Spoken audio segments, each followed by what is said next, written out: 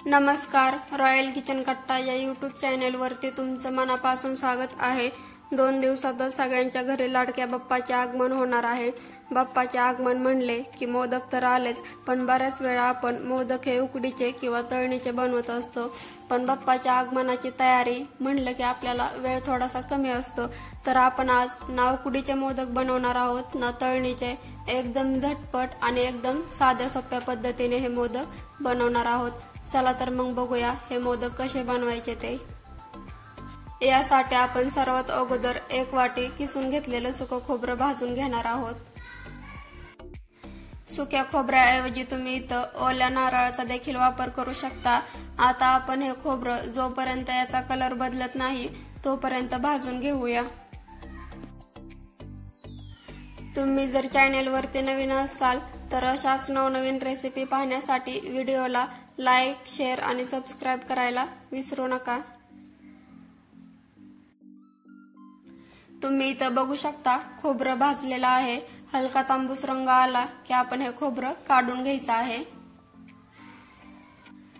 खोबरं भाजून झालं की आपण या कढईमध्ये 2 ते 3 चमचे तूप टाकून रवा भाजून घ्यायचा आहे।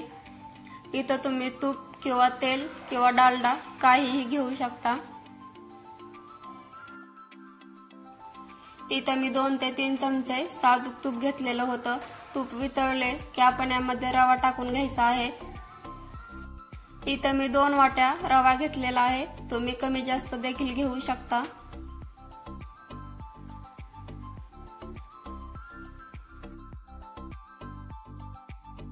मोदक बनवण्यासाठी आपल्याला रवा हा शक्यतो बारीक वापरायचा आहे। जर तुम्ही घेतलेला रवा मोठा असेल तर तुम्ही त्याला एकदा मिक्सर मधून बारीक करून घ्यायचा आहे। रवा हा आपल्याला जास्त कलर बदलेपर्यंतही भाजून घ्यायचा नाही। जोपर्यंत त्यातला कच्चापणा दूर होत नाही तोपर्यंत आपण त्याला भाजून घ्यायचा आहे। बाप्पाचे आगमन झाल्यानंतर आपल्या सर्वांना वाटतं रोज एक नवीन मोदकाचा प्रकार नैवेद्यासाठी असावा, पण बऱ्याच महिलांना कामं असतात किंवा ऑफिस असतं, तर अशा महिलांसाठी ही रेसिपी एकदम उत्तम आहे। कारण हे रव्याचे मोदक एकदा केले तर ते 8 ते 10 दिवस सहज टिकतात, अजिबात खराब होत नाहीत। रवा भाजलेला आहे। आता आपण गॅस बंद करून हा रवा एका ताटामध्ये काढून घेऊया। इथं मी रवा हा एका पसरट ताटामध्ये काढून घेतलेला आहे, जेणेकरून तो लवकर थंड होईल। रवा थंड झाला की आपण यामध्ये जे खोबरं भाजून घेतलेलं होतं ते टाकून घ्यायचं आहे।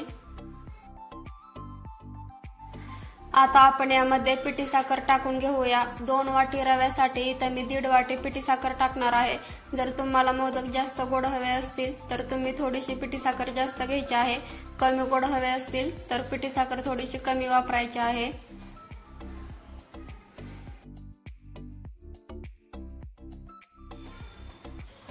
आता ही पिठी साखर आणि खोबरं या रव्यामध्ये चांगलं मिक्स करून घ्यायचं आहे।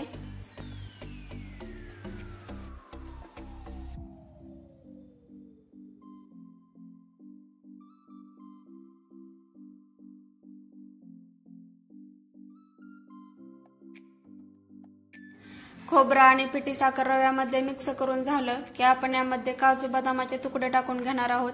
ऑप्शनल आहे, तुमच्याकडे असेल तर टाका किंवा नाही टाकलं तरीही काहीच हरकत नाही। यालाही आपण यामध्ये मिक्स करून घेऊया।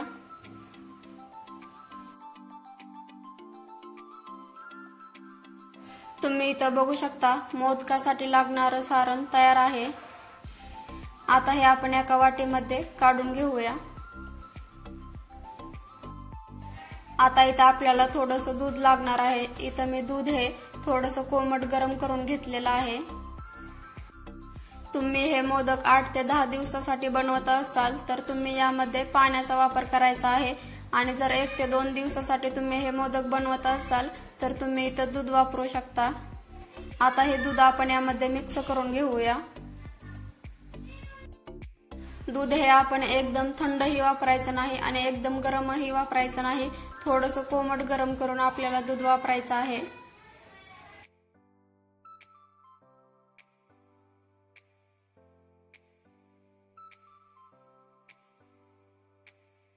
या सारणामध्ये दूध मिक्स करून झालेलं आहे। आता आपण याचे मोदक बनवायला घेऊया। मोदक बनवण्यासाठी इथे मी साच्याचा वापर केलेला आहे। या साच्याला आपण आतमधून तूप किंवा तेल लावून घ्यायचं आहे, त्यामुळे मोदक हे साच्यापासून सहज अलग होतात, साच्याला अजिबात चिकटत नाहीत। हे सारण या मोदकाच्या साच्यामध्ये चांगलं दाबून भरायचं आहे, त्यामुळे मोदकाला आकार हा चांगला मस्त येतो।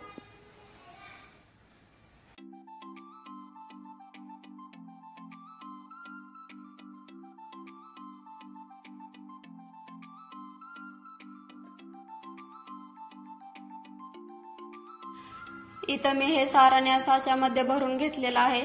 आता आपण याला ओपन करून घेऊया।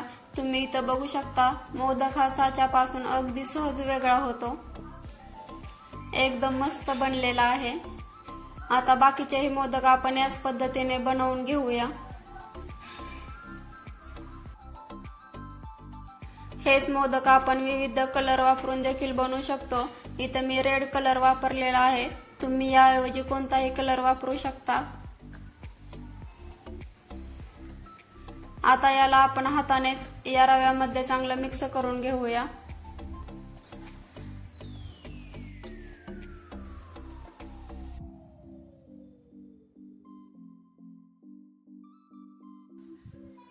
इथं मी हा कलर या सारणामध्ये मिक्स करून घेतलेला आहे। आता इथं मी तुम्हाला एक मोदक बनवून दाखवते। यासाठी इथं मी साच्यामध्ये तेल लावून घेतलेलं आहे। आता हे सारण आपल्याला या साच्यामध्ये भरून घ्यायचं आहे।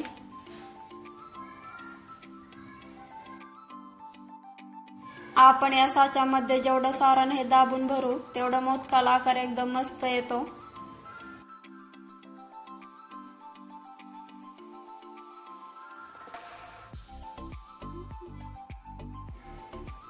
तुम्ही इथं बघू शकता किती मस्त मोदक बनलेला आहे। आता बाकीचेही सगळे मोदक मी याच पद्धतीने बनवून घेणार आहे। तुम्ही इथं बघू शकता मी सगळे मोदक बनवून घेतलेले आहेत, अगदी मस्त बनलेले आहेत। तुम्हाला जर एकदम झटपट मोदक बनवायचे असतील आणि तुमच्याकडे मोदक उकडण्यासाठी किंवा तळण्यासाठी टाइम नसेल तर तुम्ही अशा पद्धतीने एकदम सोपे आणि एकदम झटपट बनणारे मोदक बनवू शकता। एकदम झटपट तयार होणारी पण दिसायलाही एकदम सुंदर दिसणारी आणि खायलाही एकदम टेस्टी लागणारी अशी ही मोदकाची रेसिपी आहे। तर तुम्ही नक्की घरी बनवा, कारण यासाठी आपल्याला तळण्याचं किंवा उकडण्याचं अजिबात टेन्शन नाही, अगदी झटपट बनते आणि एकदम मस्त बनते। रव्याचे मोदक बनवण्याची माझी ही रेसिपी तुम्हाला कशी वाटली ते कमेंट मध्ये नक्की सांगा। तुम्ही ही घरी नक्की बनवा।